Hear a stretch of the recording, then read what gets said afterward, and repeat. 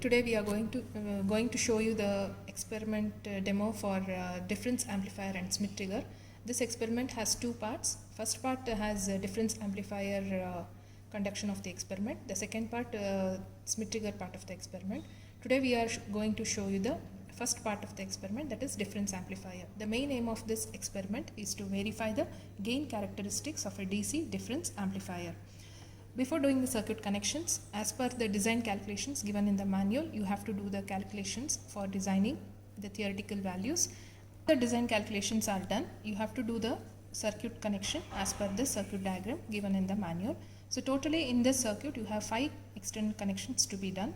The first one is the input, second one is the output, third one is the variable resistance. Here we are using for these two variable resistances the decay resistance box as connected here, and the fifth connection is the DC regulated power supply.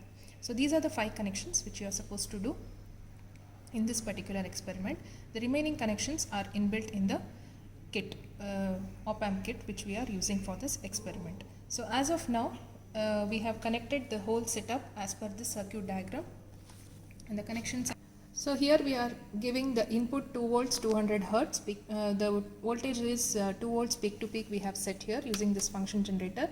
So from here it is given to this op-amp kit. So here for this particular experiment we are using circuit A part of the board, and the remaining connections are shown as shown in this circuit diagram. So once the circuit connections are done, you have to set the input voltage. That is already we have told, we have set it for 2 volts 200 hertz frequency using this function generator.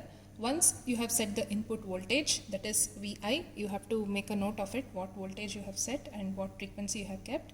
Then after setting the input signal, you need to vary this DC voltage using this DC regulated power supply.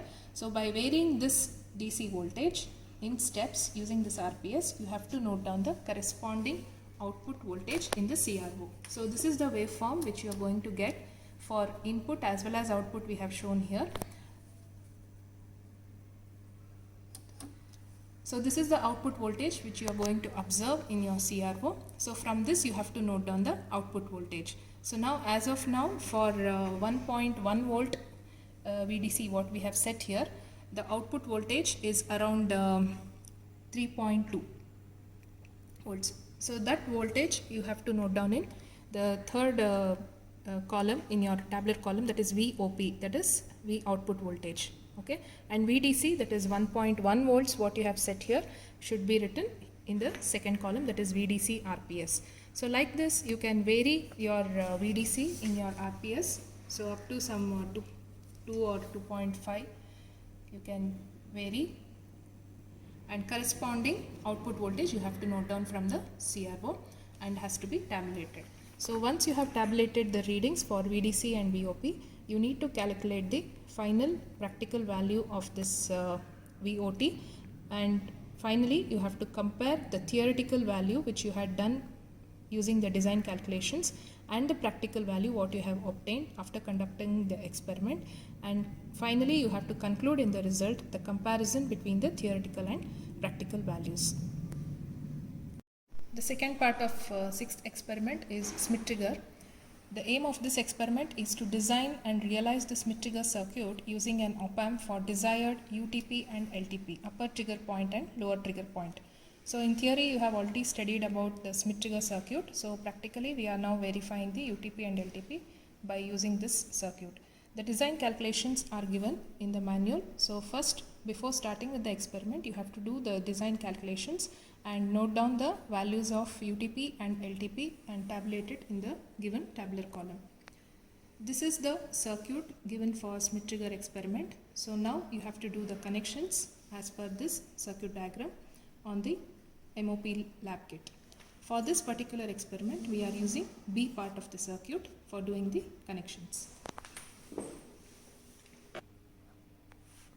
This is the connection which we have done using the B part of our kit. So here again you can see we have used the function generator for setting the input voltage. Same, we have taken 1 kilohertz and 2 volts frequency, 1 kilohertz and 2 volts, and then here we.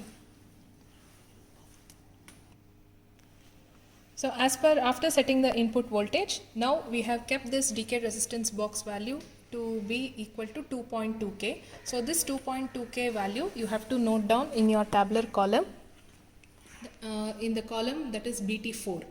So BT4 you have to make a note as 2.2K. So now for this value you have to observe the corresponding practical value of UTP and LTP on the CRO.